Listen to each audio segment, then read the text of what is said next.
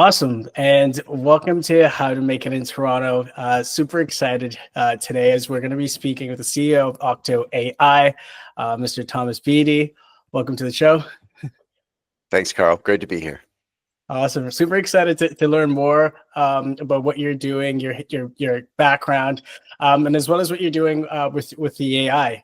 We obviously love AI here at How to Make It in Toronto. So let's start off with the question we always like to dive into, which is, how do you define success? Great question. I would define success as building something meaningful with people that you respect while managing to support yourself and your family. Yeah, perfect. I love that answer. So diving into your background a little bit, and I'd love to just get, a little bit of understanding of, I know you started in investment banking, now you're CEO of a tech company. Could you give us a background in how you got to where you are right now, starting from the beginning? Yeah, absolutely. I went to university, went into commerce, studied finance, started in investment banking, found that to be an exceptionally interesting career. I started in Vancouver. I moved to the UK and worked in London for nearly a decade, and came back 10 years ago and got pulled into the startup world, first through a financial technology play and now through a prop tech artificial intelligence startup. So yeah, that's the journey. Yeah, that's awesome. And so did you find, or did you have any difficulty moving from like the investment bank side into tech? Was that a seamless transition, or how did that work for you? I would say it's an accidental transition. I mean, I left true investment banking to do some merchant banking work with a former colleague. Did that for a number of years. Enjoyed working with smaller companies. I had more freedom to pick the projects that I worked on and to do the things that I wanted to do. And when I relocated back to Vancouver, that was my intention, to continue working with small companies and help them. And I got roped into running one. I was passionate about the founder's idea, decided to join him as a co-founder.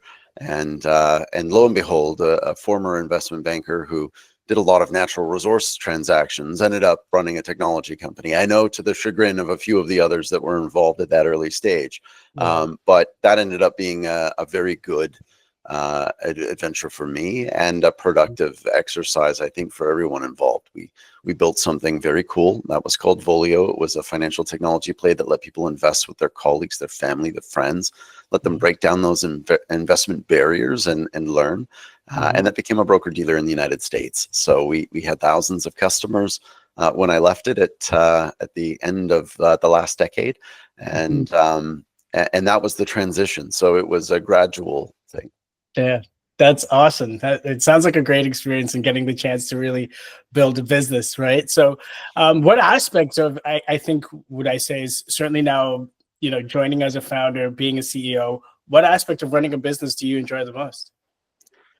Building. I love building things that I think should exist. So, this latest venture of ours is helping people better understand their condo communities. And that's something that I think should exist. So, that's really been my career mission, having left investment banking, was to get involved with and support projects that I believe the world should have. So. That's awesome. And so what skills do you think, or what is the most important skill you think in being a successful entrepreneur that has helped you on your path? Well, as a recovering investment banker, I am mostly useless, but I do my best to grind it at every task that we have. So I think resilience is going to be the number one thing I would say on any kind of entrepreneurial journey. You need to be resilient. You need to work very hard. I work harder now than I did when I was younger, and I thought I worked pretty hard back then. Yeah. And so during your journey, certainly in building a company, what kind of obstacles did you face, or what was the biggest obstacle you faced, and what steps did you take to be able to overcome that? When you're trying to do something new that doesn't exist in the market, you often need to have a fairly significant amount of time and runway to build, and that requires capital and or a pool of co-founders who are all self-sufficient and able to do this either on the side or in their free time. And I didn't have that later luxury. We're all in our well, at that point, 20s, 30s, and some of us creeping into our 40s. So, we needed an income. We needed to make it work. So capital is the hardest thing, I think, for most of those that are starting out trying to build a business. And I was no exception. Both of the businesses that I've been involved with required multiple millions of dollars to build. And accessing that capital, despite having good connections and a background in that space, is hard. Mm-hmm. And so what kind of advice can you give entrepreneurs who are trying to, either attract, investors to be able to gain that capital, or, in terms of how they're presenting, their business for it to be attractive? What kind of advice can you give entrepreneurs? Definitely starts with the vision. You've got to have a clear vision of what it is you're trying to accomplish and what it is you're trying to build. And you need to have the passion and drive and be able to convince people this is their money, this is their savings, this is their future. You've got to convince them that you not only have the concept, but you have the execution capability, either on your own or together with your team, to see something through. And I think that storytelling is exceptionally important, because I've seen a lot of great founders, wonderful ideas, but if they don't have that commitment, they don't have that execution capability, it's going to be very difficult to get investors on board. And I would say that, while angel investors, family and friends are often where most people start, it's a very difficult task to take money from those people. They're very reliant on you, and it's an extra burden and an extra obligation. And I have taken money from family and friends, but it is difficult money to take. And I feel that most young entrepreneurs should seek outside investment to validate their hypothesis, to validate their vision, and then work as hard as they can to find that early product market fit, establish that customer base. That all helps you gain credibility in the market. It helps you gain that credibility with investors. So that's what I would say. That's awesome. That's a fantastic answer. Thank you. And so when you're looking to, or at least even in terms of building a business and finding the right founders, building a team, what are some of the traits that you look for that you either work well with or you think are essential to be able to build a great team and therefore a great product? Sorry, that's my dog. Great question. No, that's a great question and a great companion, chipping in. We talked about resilience. I think that's an important skill set for anyone that you're bringing on to an early stage of any company. Accountability. You really do need to bring on people that are going to be accountable for their actions and for the outcomes. You're all self-starters in a startup environment. You're wearing multiple hats. You really need to have people that are aligned with you. Hopefully they're optimistic. I think that's also a fairly critical element, and they just need to have that dedication. So those would be some of the core elements. There's probably 20 attributes I could throw out there, but those would be the kind of fundamental ones that I would look for. Yeah, that's awesome. And so now let's jump into Eli Report. Should we go with Oct.ai or Eli Report, or is it a combination? Yeah, so Oct.ai is our company, and we do offer a range of different solutions. Our consumer product is called Eli Report. Eli stands for every little item, and that's what we hope people will understand about their condo after they run an Eli Report. And I'll take it back to 2018 when we had the first conversations about setting this business up, because at that time the concept was, why, when you spent $10,000 on a used car, did you get a complete report of its history, but you could spend $1 million on a condo and get hundreds of pages of PDFs and files? Like, it didn't make sense. Why was there no concise summary of what that building was all about? Because you fell in love with your unit. You walked into your condo and you're like, this is it. This has the layout, the space, the view, the attributes, the amenities that I'm looking for. But you're responsible for your share of that whole building. And that's what we wanted people to understand. So that's Eli Report. I think it's a very useful tool. We've now been operating for more than 5 years. We've sold over 25,000 of these reports. They started free. You can get all the bells and whistles on a single report for free. And afterwards, you can run as many as you like of our basic one at no cost. And then we charge incrementally more, up to $60 for the most complete report. which includes information about the physical and financial health, lifestyle restrictions, critical issues from the meeting minutes, and even a special assessment forecast, which will help you understand what you might be on the hook for in the future. So all of those things are what I consider to be pretty important, and that's the key product of Octo AI. Yeah, perfect. And I mean, you gave a great explanation of what the tool does and how it's helpful. So what sort of clients or what sort of people do you think would find most value in utilizing your tool? Anybody that's a buyer, an owner, a condo board member, someone that's investing into a multifamily building.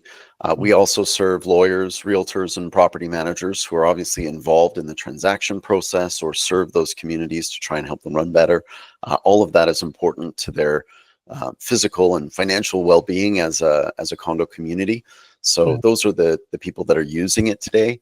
And the pool of people that Octo AI serves continues to expand, because while we serve those users through the Eli Report product, the condo intelligence that we have can create more mutual wins for condo owners and those that serve them with better data. And we're now enabling insurers to provide competitive quotes for these condo communities, saving them sometimes tens of hundreds, thousands of dollars on their condo insurance, because they're now getting a competitive quote from another provider. And now we're serving more of those types of vendors, landscapers, concierge, others that are serving those communities. So really it becomes a bigger mutual win where the owners will get a better price, better service, or both, and our partners have access to additional business. So that's what we're doing.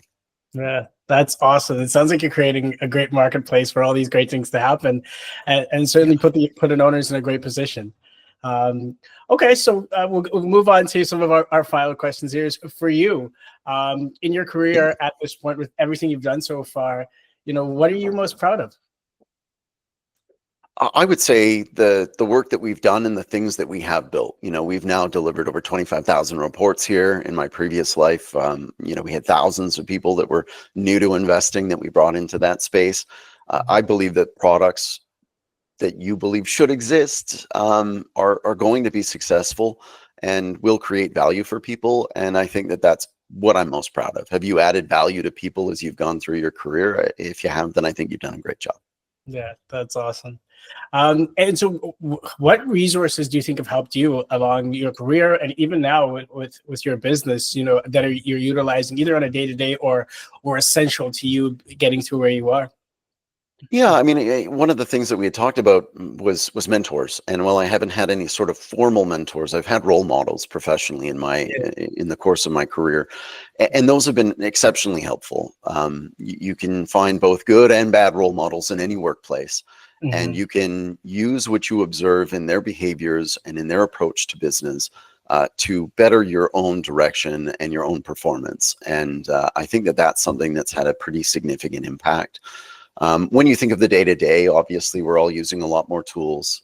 You've mentioned how AI is a hot topic. It has been for several years. It was not in 2018 when we came out trying to use some AI tools to get this together. There was really no generative AI being used by the general public. And to see how far that's come, especially over the last 5 years, is truly amazing.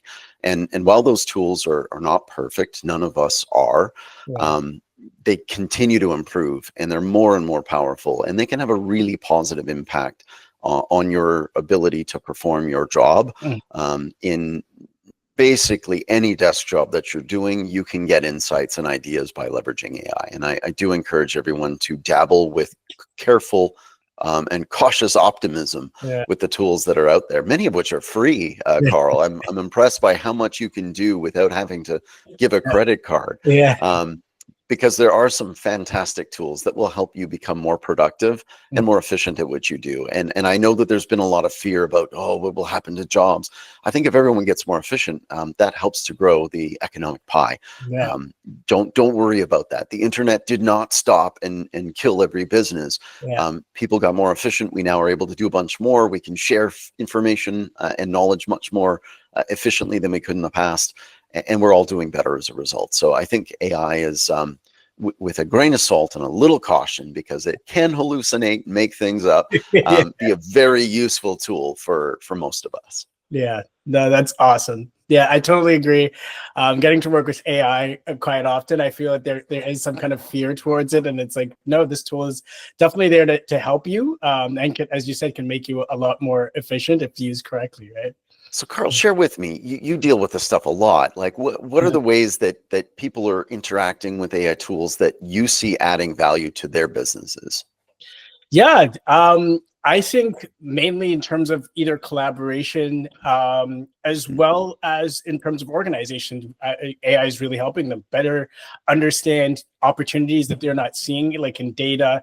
You can see, we actually have a lot of clients that are over here that we're not serving, that we're maybe not communicating to in the right way, which opens up different lines of or channels of revenue for them that they're not seeing, because the AI is able to sift through their data, explain that, and tell that story better to them. But then also in different industries that people can collaborate with. I think we've kind of gotten into that point where, as you're saying, you're in real estate, but you're being able to connect marketplaces with insurers, with lawyers, with bankers. It just creates all these different ways that businesses can work together, because you can almost see businesses holistically and then find that way of being able to connect each other and find a way of working and providing value to each other, right? And so AI is again, it allows you to focus on thinking about what you can do and allow that kind of admin stuff to be done on the side, which again is like, the more you get to think about truly how you're solving a problem or how you're helping people, you actually start to get to those solutions, and you can leave all like the tedious work to the side, right? So I found that in working with people. Yeah. So glad to hear it. Yeah, we've used it as a great enabler. So I think that's great. That's awesome. A great question. Thanks for asking. And so finally, what advice would you give to young entrepreneurs who are starting out? You've had a great career and continuously growing as well. Being able to almost, jump from being an investment banker into being a CEO and a leader. And then one of the cool things you've done is you've taken an idea, made it into a business, generated capital. So what advice would you give to someone out there that's interested in, building a successful business, and how to do it or where to get started? My first piece of advice would be to make sure that you can take care of yourself. I'm all for entrepreneurs. I think we need a lot more of them across Canada. I think that the first and most important thing is you have to figure out how you're going to take care of yourself and pay your bills. So I've got a lot of gray hair now, and I had a nice career to get me started. I was in a reasonable financial shape when I was able to take the leap to a startup environment. For someone who's younger or earlier in their career, you've got to figure that part out first. So whether you started as a side gig or as a passion project, or you do it on the weekends, or you find yourself in a situation where you've got 6 to 12 months to try an idea out, then by all means go for it. But if you can't pay your bills, this might not be the right place for you, because it's going to take time, and it's going to be much harder than you think. Everything will take longer. Everything will cost more. These are realities of life. And I certainly feel strongly that anyone who's starting on an entrepreneurial journey needs to take care of themselves first. So it's a fantastic thing to do, but it can be, even if you've got a co-founder or co-founders, a fairly lonely process trying to build a business. You seem to kind of be out there on your own, and you are. So start with a clear vision. Make sure you can take care of yourself. Try and establish those conversations with your target market, so that even before you've dedicated a significant number of hours or dollars to your project, you have a sense that someone's going to be interested in buying what you're building. I think that that's a fairly critical element, and it'll help you validate before you take too many risks or too many steps in a direction that might not be successful. What is it, Carl? They say like 1 out of 10 startups actually succeeds and makes it more than 5 years. So, this is a challenging process. So find that validation as early as you can, and do surround yourself with talent. You need to build your network. You need to leverage the connections that you do have, and get out there, talk to people. one of the young men that I had the privilege of working with when I was in the UK now runs something called Rare Founders, which is one of the bigger startup communities in London. Yeah. And he came from fairly modest beginnings Yeah. and did some work with us when we were working as independent merchant bankers. And Mhm. now he's got a massive following. He did it all through networking. He did it all through hard work. Mhm. You really do need to have that drive and that passion to be successful. And he's managed to do that. So very proud of Vasily and everything that he's accomplished. And I think that your aspiring founders and entrepreneurs should check him out and what he's done to try and build community and do what they can to network themselves. Awesome. And that was Rare Founders? Yeah, Yeah. it's a great concept. I mean, I think maybe one day we'll get them to expand over to the North American market, but Yeah. it is a great spot for founders to meet, for investors to meet with new aspiring companies. Obviously, there's lots of events like that across North America, but to see what he's gone and built on his own over the past couple of years has been truly impressive. So. Thank you. No, it's always cool to learn about what other people are doing and doing super well. So my final question for you would be, if you had a theme song for your life, what would that track be? Oh boy, I really didn't know how to answer that, but the first thing that comes into my mind is that Rocky theme, right? Like you got to just keep going, Yeah, because exactly. it's some days it's not easy, but you just got to keep getting back up and Yeah. and battling through it. I think that is the life for many of us as entrepreneurs. Some are very fortunate and make it very quickly or very early. That certainly hasn't been my experience. It takes time to build. So I give that as my answer. That's awesome. I can't thank you enough for your time and taking the time to speak with us today, Thomas. It was so great to learn from you, and it's so great to hear about your business. Definitely look forward to definitely jumping on again and having a couple more conversations where we can deep dive into a couple more things. But thank you so much for today. Perfect. Thanks, Carl. Thank you. Take care.